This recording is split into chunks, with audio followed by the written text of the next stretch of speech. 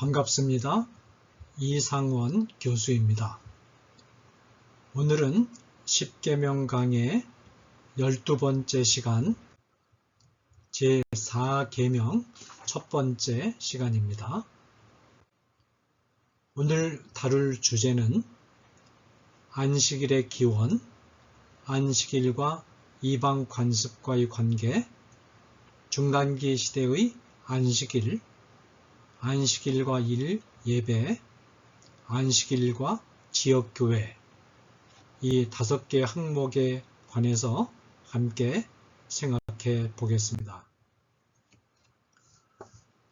하나님은 제4계명을 통하여 하나님의 백성들이 6일 동안 행하던 일을 중단하고 하루를 쉬면서 구원의 은혜를 기념하는 예배를 드리는 생활 방식을 지킬 것을 모든 시대와 모든 장소에서 적용되어야 할 보편적인 계명으로 명령하셨습니다. 6일간 일하고 하루는 쉬라는 명령은 출애굽기 20장 8절에서 11절까지 등장하고, 쉬는 그 하루에 구원의 은혜를 기념하는 예배를 드리라는 명령은 신명기 5장 12절부터 15절까지 기록되어 있습니다. 먼저 안식일의 기원 문제를 생각해 보겠습니다.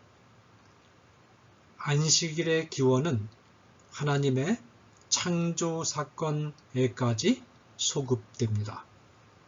하나님은 6일 동안 천지를 창조하는 일을 하시고 7째 되는 날에 쉬시면서 이 날을 축복하사 다른 날로부터 구별하셨습니다. 창세기 2장 2절에서 3절까지입니다. 하나님이 그가 하시던 일을 7째 날에 마치시니 그가 하시던 모든 일을 그치고 7째 날에 안식하시니라. 하나님이 그 7째 날을 복되게 하사 거룩하게 하셨으니 이는 하나님이 그 창조하시며 만드시던 모든 일을 마치시고 그 날에 안식하셨음이니라. 이때는 하나님이 인간들이 준수해야 할 안식일 법을 제정하시는 단계까지 나아가시지는 않고 안식일 계명의 신학적 근거를 제시하는 것에 머무르셨습니다. 하나님이 안식일법을 규범적 명령으로 주신 최초의 기록은 출애굽기 16장에 있는 만나 사건에 있습니다. 하나님은 이스라엘 백성들에게 만나를 양식으로 내려주셨습니다. 하나님이 만나를 내려주실 때 원칙이 하나 있었습니다. 하나님은 이스라엘 백성들에게 한 사람당 하루에 딱 한 오멜만큼만 거두어서 그날에 다 먹고 아침까지 남겨두지 말라고 명령하셨습니다. 그런데 이스라엘 백성들이 하나님의 명령에 순종하지 않고 아침까지 남겨두기도 했는데 아침이 되면 여지없이 벌레가 생기고 냄새가 나서 먹을 수 없었습니다. 하나님은 6째 날이 되면 갑절의 식물을 거두고 7째 날에는 거두지 말라고 명령하셨습니다. 그 이유를 출애굽기 16장 23절에서 이렇게 말씀하셨습니다.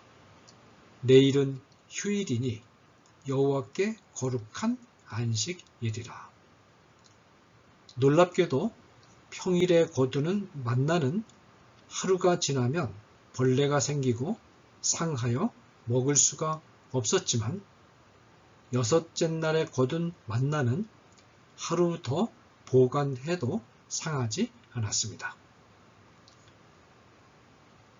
그리고 일곱째 날에는 만나를 주지 않으셨습니다. 그런데 이스라엘 백성들 가운데 일부가 하나님의 명령을 어기고 일곱째 날에도 만나를 거두러 나갔다가 하나님의 책망을 받았습니다. 만나 사건에서 하나님이 원하셨던 것은 무엇이었을까요?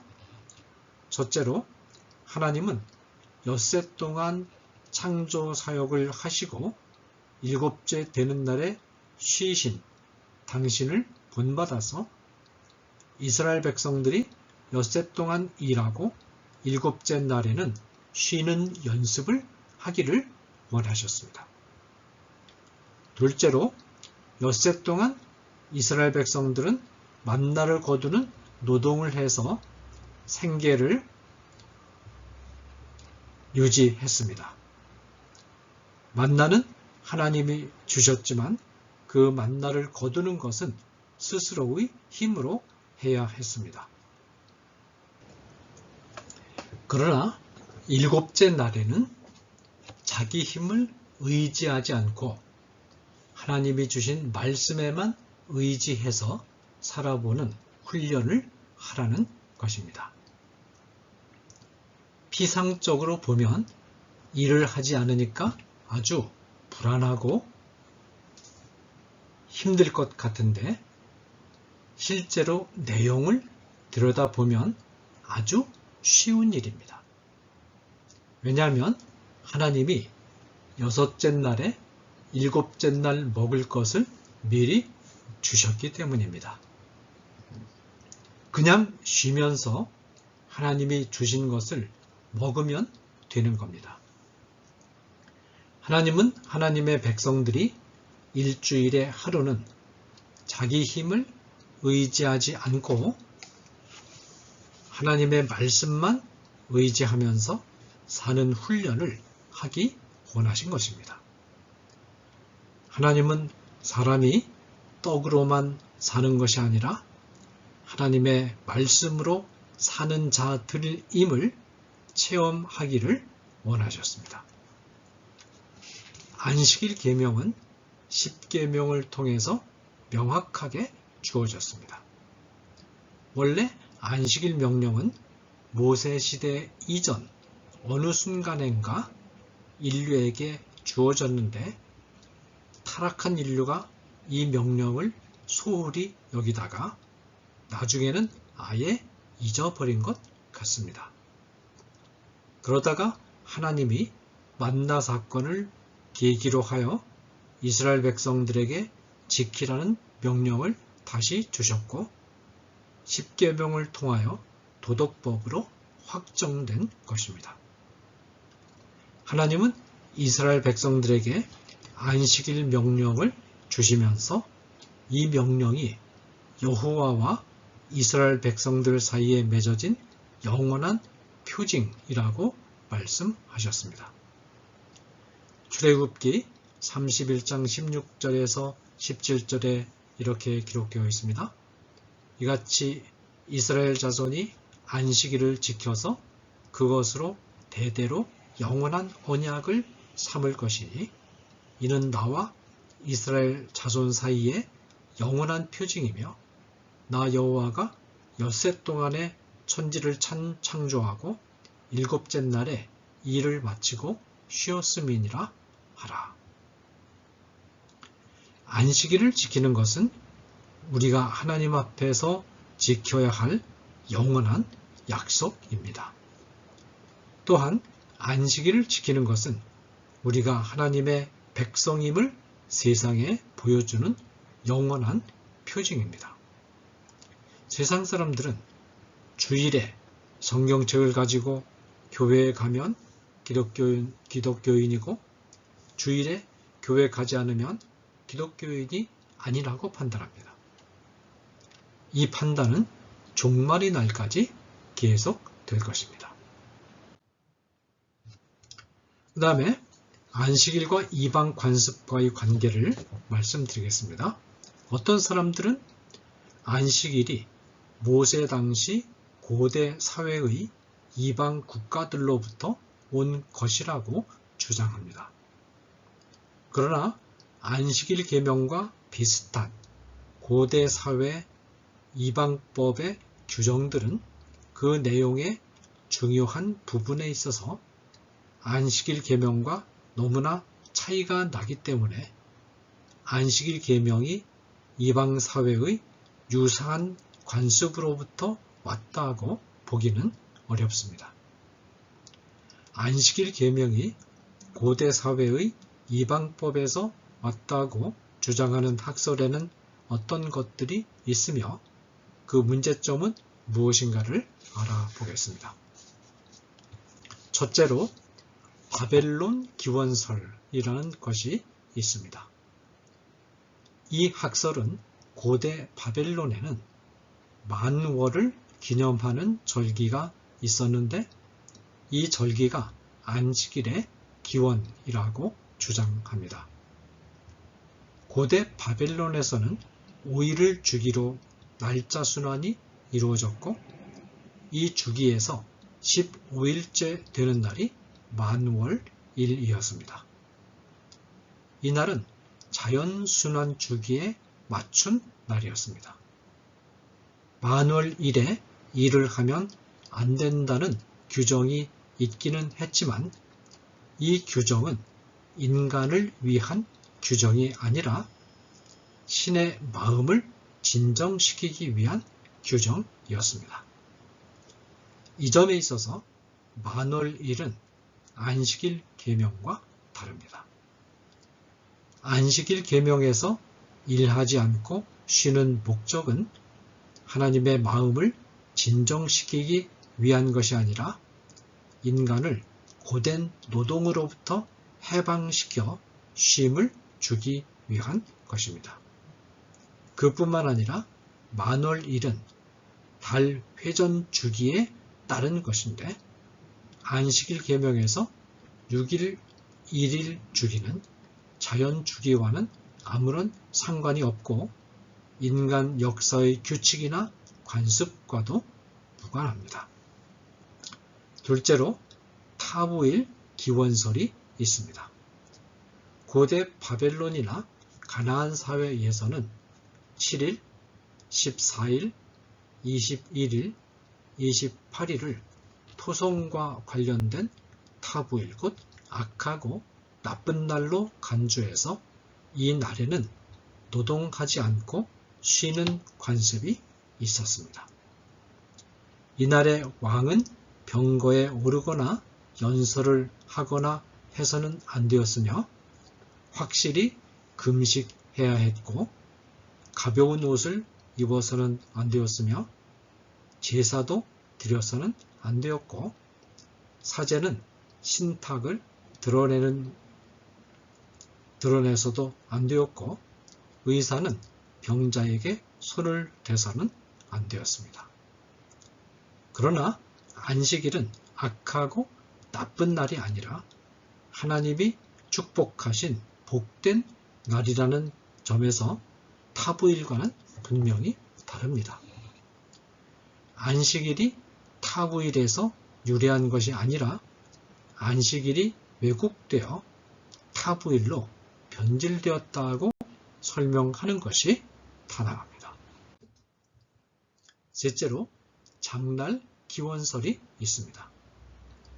고대 가나안 민족은 7일마다 한 번씩 7일장을 열고 이날의 물건을 매매했습니다. 그러나 안식일 계명은 상거래를 중지할 것을 명령하는 날로서 장날과는 정반대되는 날입니다. 장날로부터 안식일이 나온 것이 아니라 안식일이 변질되고 왜곡되어서 가나안의 7일장으로 전락했다고 봐야 합니다. 넷째로 달력 기원설이 있습니다. 이 학설은 고대 셈족의 달력 구조에 주목합니다.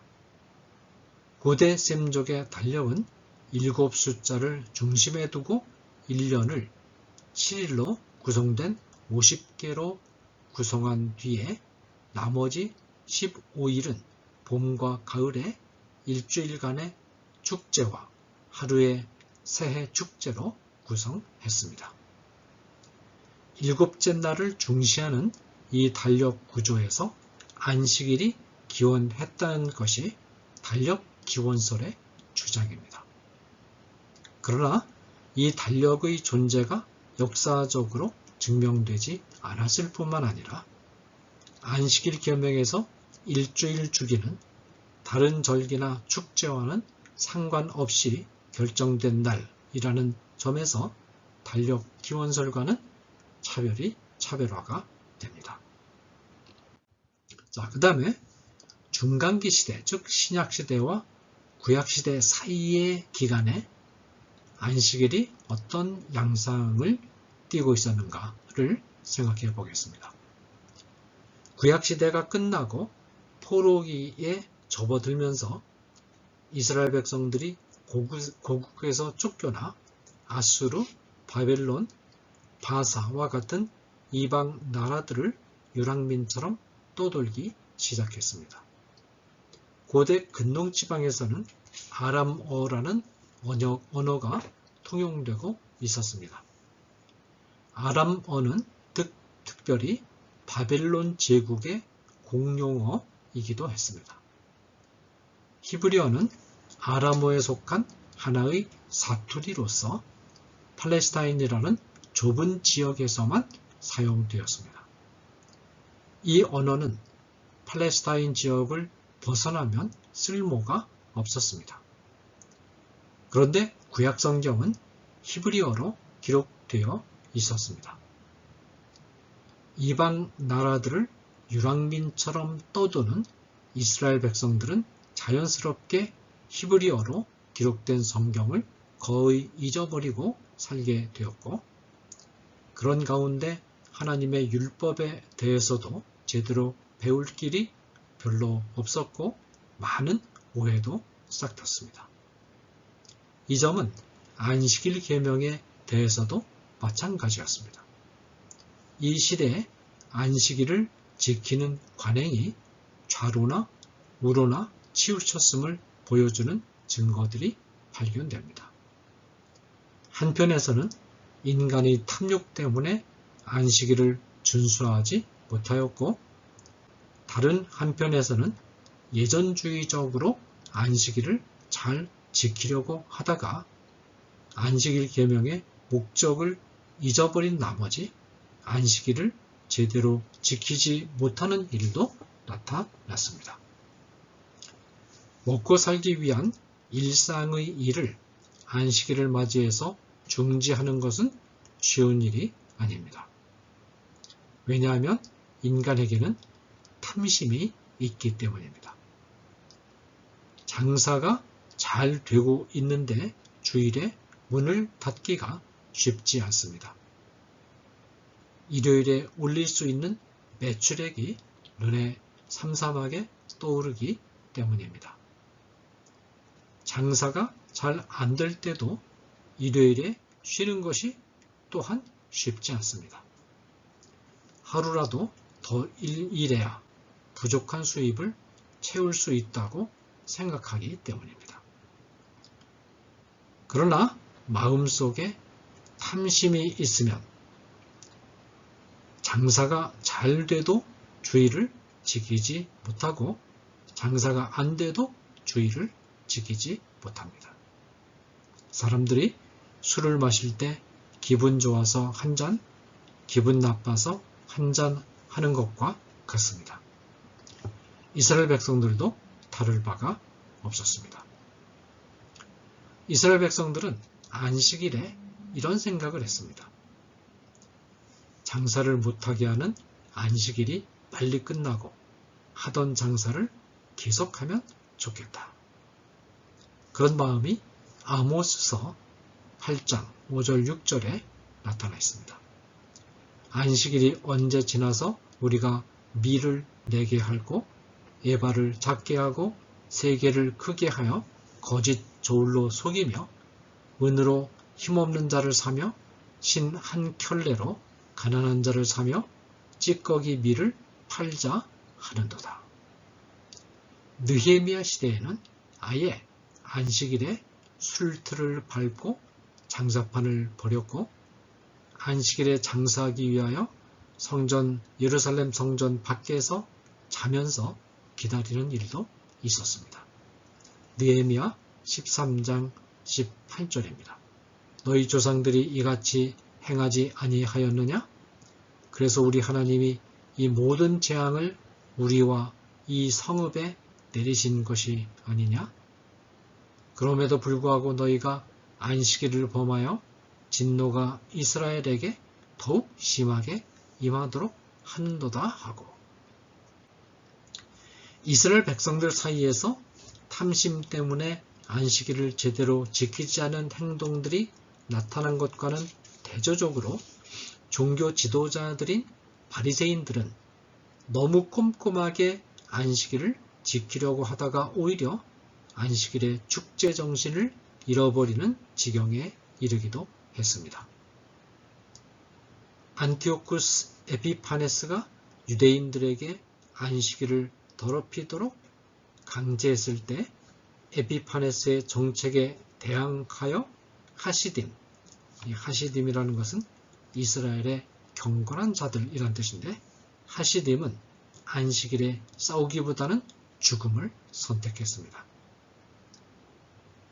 마띠아는 안식일에는 공격하지 않고 방어만 하도록 규정했습니다. 하시딤은 요한 히르카누스 1세 때 바리새인들의 지침서를 발전시키기 시작했는데, 이 문서가 율법주의적인 바리새인들의 안식일관의 단초가 되었습니다. 구전으로 전해 내려오던 지침들은 주후 2세기 전반에 집대성된 율법 해설서인 미슈나에 반영되었습니다. 미슈나에는 안식일에 금지해야 할 39가지 항목이 등장합니다.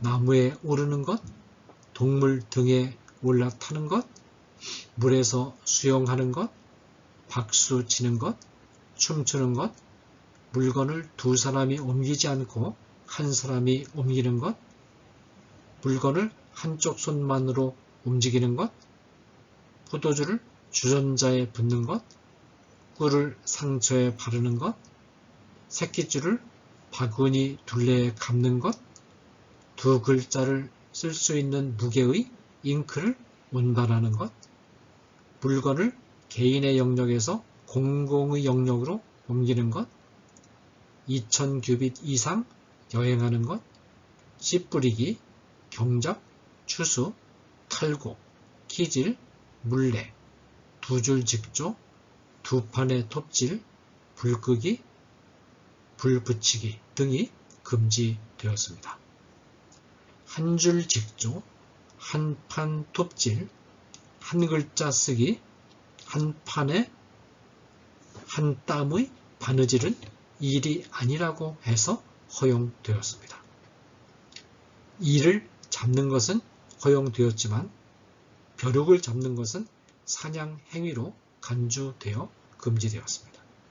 왜냐하면 이는 몸을 움직이지 않고 그 자리에 가만히 앉아서도 잡을 수 있지만 벼룩은 튀는 곤충이기 때문에 벼룩을 잡으려면 몸을 이동해야 했기 때문입니다.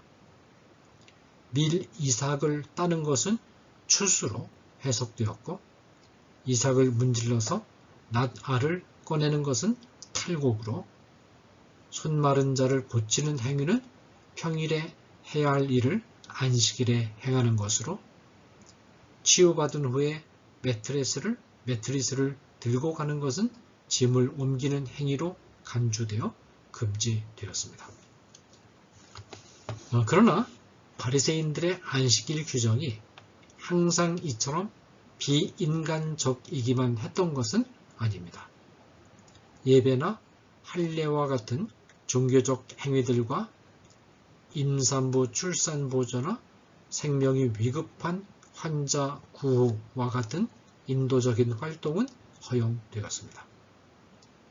안식일에는 금식이 금지되고 충실한 세끼 식사를 규정하는 등 축제 성격의 일들도 허용이 되었습니다.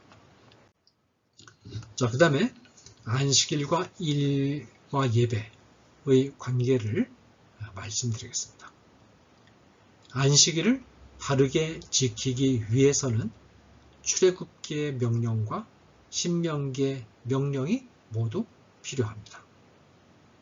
안식일 계명의 첫 번째 특징은 인간의 전인적 건강을 위하여 제정된 인간을 위한 날이라는 것입니다. 안식일이 사람을 위하여 제정된 날이라는 사실은 예수님이 직접 말씀하신 것입니다. 안식일이 사람을 위하여 있는 것이요 사람이 안식일을 위하여 있는 것이 아니니. 인간이 신체적으로 쉬기 위해서는 일을 중단하고 잠시 숨을 돌릴 수 있어야 합니다. 출애굽기 23장 12절에 보면 안식일을 따라서 숨을 돌리는 날이라고 정의합니다. 만일 인간이 잠시도 쉬지 않고 일만 한다면 일 때문에 신체의 피로가 누적되고 누적된 피로에 짓눌려서 건강이 심각하게 망가지게 될 것이고 결국 죽음에 이르게 될 것입니다. 따라서 인간이 신체적인 건강을 유지하려면 누적된 피로를 풀어버릴 수 있어야 합니다. 따라서 출애굽기 20장의 안식일 계명은 엿새 동안 창조 사역을 하시고 일곱째 날에 쉬신 하나님을 본받아서 일을 중단할 것을 명령합니다. 하나님 자신에게는 특별한 쉼이 필요하지 않습니다. 하나님은 지치는 분이 아니시기 때문입니다. 그럼에도 불구하고 하나님이 일곱째 날에 쉬신 것은 직접 모범을 보여주심으로 인간이 꼭 쉬도록 하려는 데 있습니다. 다만 우리가 오해해서는 안 될 것은 하나님이 일곱째 날에 쉬셨다는 것이 하나님이 일하시는 것 자체를 중단하셨다는 것을 의미하는 것은 아니라는 것입니다. 하나님이 잠시라도 일하시는 것을 중단하면 온 우주가 운행을 멈춰버립니다. 하나님은 다만 일의 성격을 바꾸셨을 뿐입니다. 하나님은 창조 사역으로부터 창조를 음미하고 즐기시며 돌보는 사역으로 전환하신 것입니다. 그런데 육체적인 노동을 중단하는 것만으로는 전인적인 쉼을 누릴 수 없습니다. 쉼이 전인적이 되기 위해서는 영혼도 쉼을 누려야 합니다. 그러면 영혼을 쉬지 못하게 하는 것이 무엇일까요? 죄입니다. 우리는 이 세상에 살다 보면 우리 영혼에 죄가 쌓이기 시작합니다. 영혼이라는 공본 표면에 죄가 조금씩 쌓여가면 점점 두꺼워지고 나중에는 각질처럼 단단해져서 영혼이라는 공을 완전히 덮어버립니다. 그러면 영적인 숨구멍이 막혀 질식 상태에 빠집니다. 따라서 장기적으로 죄를 닦아내어 각질화되지 않도록 해서 영혼이 숨을 쉴 수 있게 해 주어야 합니다. 그러기 위해서 필요한 것이 무엇입니까? 죄를 용서받는 구속사건. 이 구약시대에는 출애굽 사건을 가리키죠. 구속사건을 정기적으로 기억하고 죄사함을 받고 죄를 털어내는 일입니다.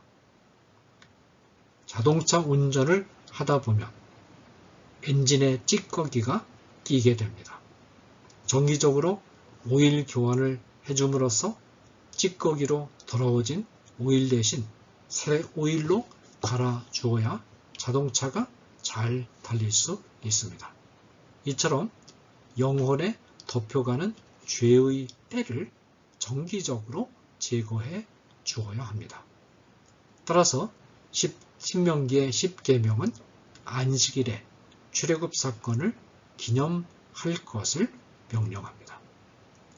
이처럼 안식일에 온전한 쉼을 누리기 위해서는 출애굽기의 명령과 신명기의 명령을 모두 준수해야 합니다. 안식일에는 출애굽기의 명령에 순종하여 신체 노동을 중단하고 쉬면서 신명기의 명령에 순종하여 출애굽 사건을 기념하는 예배를 드려야 합니다. 이처럼 안식일은 즐거운 날이고 하나님의 백성에게 주어진 선물이자 축복입니다. 예수님이 안식일에 밀 이삭을 잘라 먹는 것을 허용하시고 회당 예배 중에 손 마른 자를 치유해 주시고 18년 동안 귀신 들려 앓다가 꼬부라진 여자를 치유해 주시고 수정병에 걸린 자를 치유해 주시고 38년간 병든 자를 치유해 주신 것은 이런 일들이 하나님의 백성들을 사탄과 질병의 속박으로부터 해방시키는 일들로서 즐거운 해방의 날인 안식일의 성격과 부합했기 때문입니다. 자, 오늘 강의 마지막으로 안식일과 지역교회 예배에 대해서 말씀을 드리겠습니다. 안식일의 두 번째 특징은 하나님의 날이라는 데 있습니다. 출애굽기와 신명기의 10계명이 모두 안식일이 내 하나님 여호와의 안식일이다 라고 말하고 있습니다.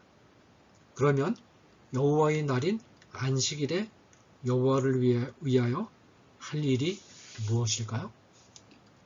우선 안식일에는 여호와 하나님을 찬양해야 합니다. 시편 92편은 안식일을 찬양하는 시인데 안식일에 제일 먼저 해야 할 일로서 시편금과 비파와 수금으로 여호와께 감사하며 주의 이름을 찬양할 것을 명령하고 있습니다. 다음으로는 안식일에 평일에 드리는 제사와는 다른 별도의 제사를 드리게 되어 있습니다. 민수기 28장 9절에서 10절은 안식일에는 1년 되고 흠없는 숫양 2마리와 고운 가루 10분의 2의 기름 섞은 소제와 그 전제를 드릴 것이니 이는 상번제와 그 전제 외에 매 안식일의 번제니라 라고 말하고 있습니다. 안식일에 드리는 제사는 상번제 곧 상시 드리는 번제와 그 전체 곧 상시 드리는 죄의 그 전제 곧 상시 드리는 전제 외에 특별히 따로 준비된 제사입니다. 평일에도 예배를 드릴 수 있습니다.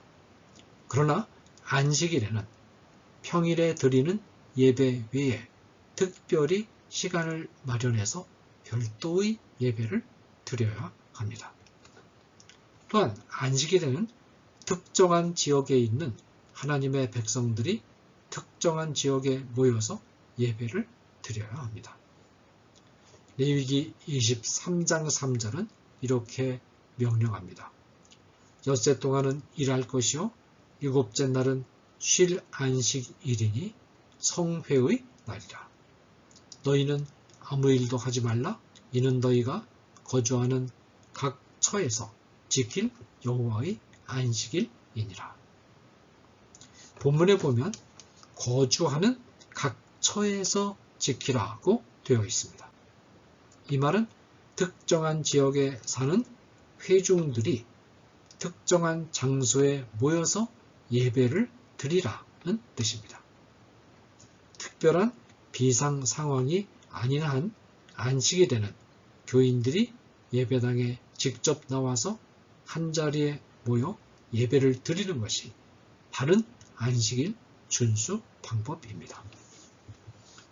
북쪽 이스라엘과 남쪽 유다가 모두 멸망한 이후 예수님이 오시기까지의 중간기에 예배를 위하여 안식일에 회당에 모이는 관행이 시작되었습니다.